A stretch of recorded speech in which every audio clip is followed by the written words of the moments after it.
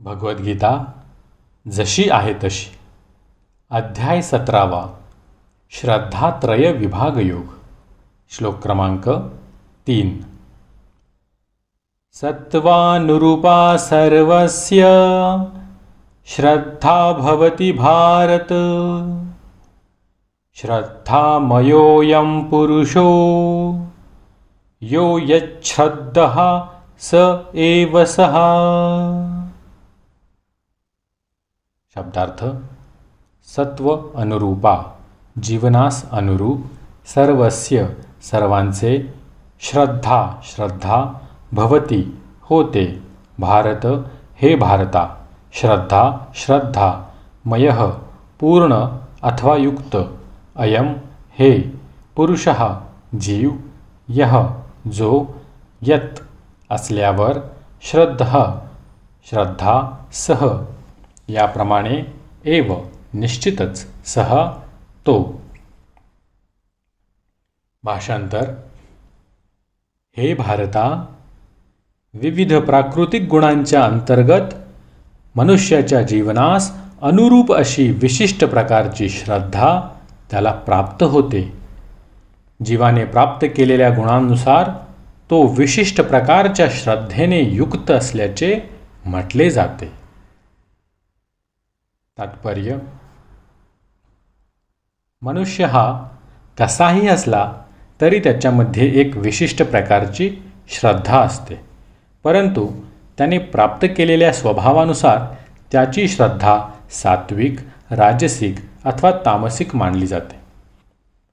अशा रीतीने तो आपल्या श्रद्धेनुसार विशिष्ट लोकांशी संग करतो, परंतु 15व्या अध्यायात सांगितल्याप्रमाणे प्रत्येक जीव हा मूळतः भगवंतांचा अंश आहे, म्हणून स्वरूपतः जीव हा त्रिगुणातीत असतो।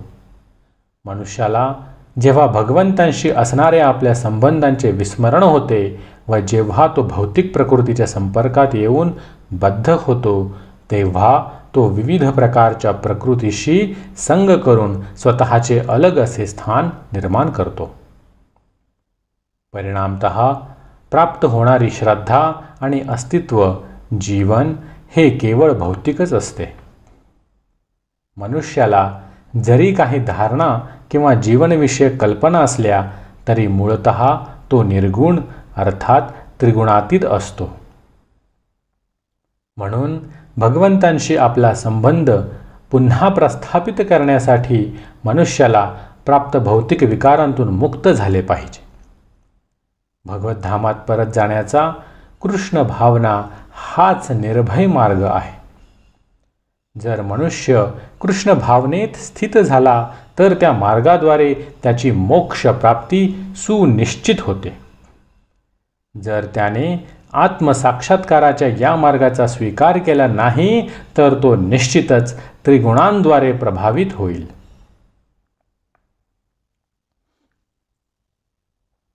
या श्लोकातील श्रद्धा हा शब्द अत्यंत महत्त्वपूर्ण आहे। श्रद्धेचा उद्भव मूलतः सत्वगुणापासून होतो। मनुष्याची श्रद्धा ही देवतेवर किंवा काल्पनिक परमेश्वरावर अथवा मानसिक तर्कवादावर असू शकते। मनुष्याची दृढ श्रद्धा ही सत्वगुणी कर्मामुळे उत्पन्न होते, परंतु भौतिक बद्धावस्थेत कोणतेच कर्म पूर्णतया शुद्ध असू शकत नाही। ती कर्मे मिश्र स्वरूपाची असतात व शुद्ध सत्वगुणयुक्त नसतात। विशुद्ध सत्वगुण हा दिव्य असतो आणि विशुद्ध सत्वगुणामध्ये मनुष्य भगवंतांचे वास्तविक स्वरूप जाणू शकतो। जोपर्यंत मनुष्याची श्रद्धा पूर्णपणे विशुद्ध सत्वगुणाने युक्त होत नाही तोपर्यंत ती श्रद्धा त्रिगुणांपैकी कोणत्याही गुणाद्वारे प्रदूषित होऊ शकते। हे प्रदूषित प्राकृतिक गुण हृदय व्यापून टाकतात। म्हणून विशिष्ट प्राकृतिक गुणाच्या संपर्कात असणाऱ्या हृदयाच्या स्थितीनुसार मनुष्याची श्रद्धा दृढ होते। जर मनुष्याचे अंतःकरण सत्वगुणी असेल तर त्याची श्रद्धाही सत्वगुणीच असते हे जाणले पाहिजे। जर त्याचे अंतःकरण रजोगुणी असेल तर त्याची श्रद्धाही रजोगुणी असते आणि जर त्याचे अंतःकरण तमोगुणी असेल तर त्याची श्रद्धाही तमोगुणी प्रदूषित झालेली असते. अशा रीतीने जगामध्ये आपल्याला विविध प्रकारची श्रद्धा आढळते आणि विविध प्रकारच्या श्रद्धेनुसार विविध प्रकारचे धर्मही आढळतात.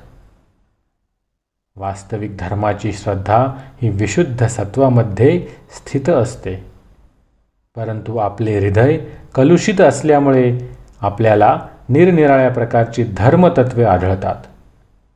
याप्रमाणे विविध प्रकारच्या श्रद्धेनुसार विविध प्रकारच्या उपासना आहेत. श्लोक क्रमांक 3 समाप्त. हरे कृष्ण कृष्ण कृष्ण हरे हरे, हरे राम राम राम हरे हरे.